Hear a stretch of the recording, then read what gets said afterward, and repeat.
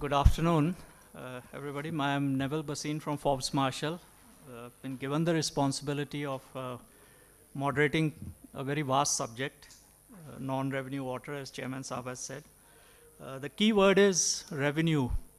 So how to maximize that with the assets available. Basically, we'd like to address a group of questions which where's my colleague? Concept in Nagpur, OCW. And what are the challenges in that space? Because if you are to increase investments in the water sector, you need to have a policy which facilitates that.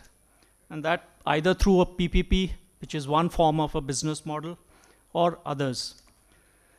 And the third challenge is financial. Naturally, if you have to replace pipelines, you need funding. Where is the funding coming from? The traditional method is the lending from banks.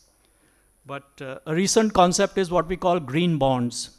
Pune has floated municipal bonds, which I would say are technically green bonds, which set up green infrastructure. So that's a recent concept, and there are investors who are ready to underwrite such type of bonds.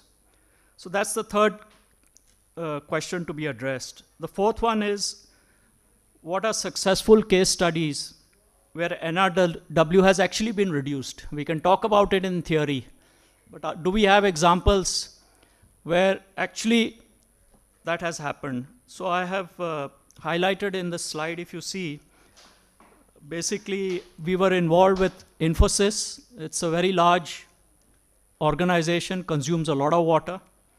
And in Mysore campus, which has about 30 to 50,000 people, they were able to reduce consumption from 60 liters per person per day to 40 liters per person per day. So it can be done.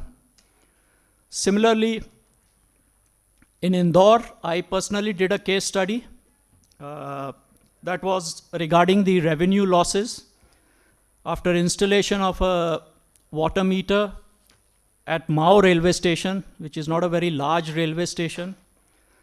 The water supply department was able to recover 1,50,000 per month, amounting to 18 lakhs per year from one consumer or customer.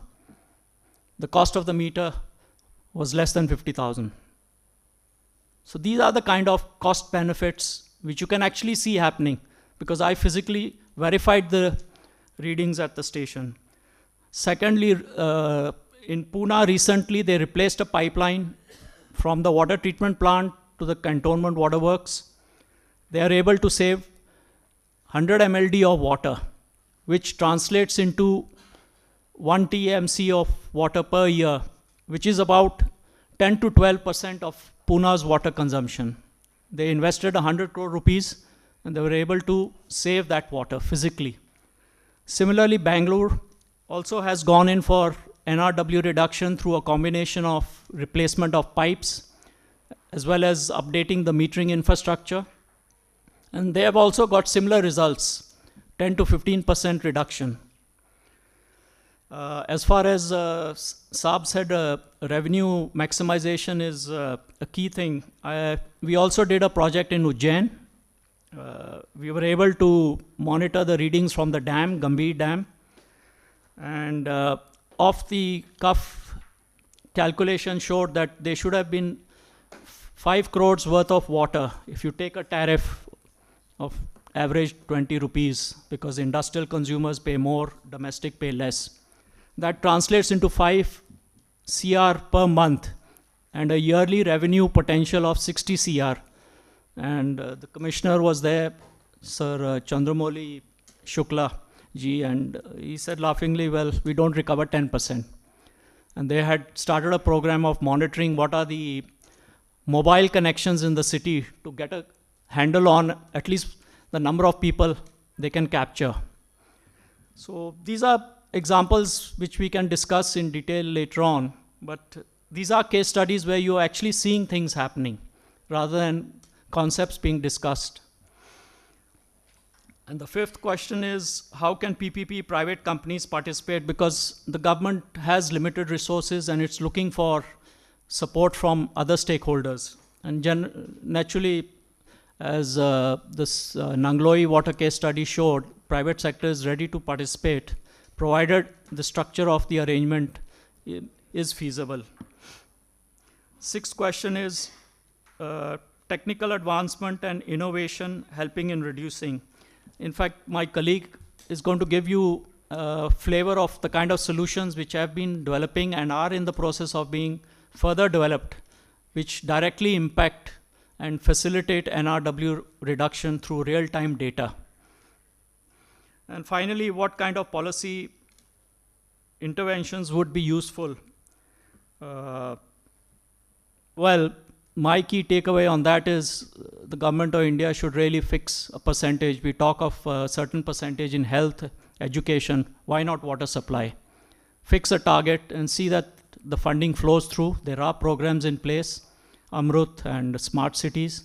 But really, once you fix an objective, that should cover. So really, our time is limited.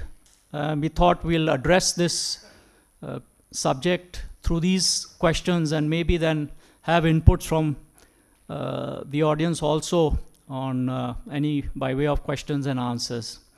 So my colleague, Mr. Dharmendra Mohan, will give a short 10-minute presentation, followed by a presentation by Dr. Sharma from NEERI. They have been doing stellar work in rejuvenating water bodies, which are again an essential part of green infrastructure. So they've taken over the challenge from Delhi Jal Board, got the water bodies, and maybe in a year's time he'll be able to tell us the results.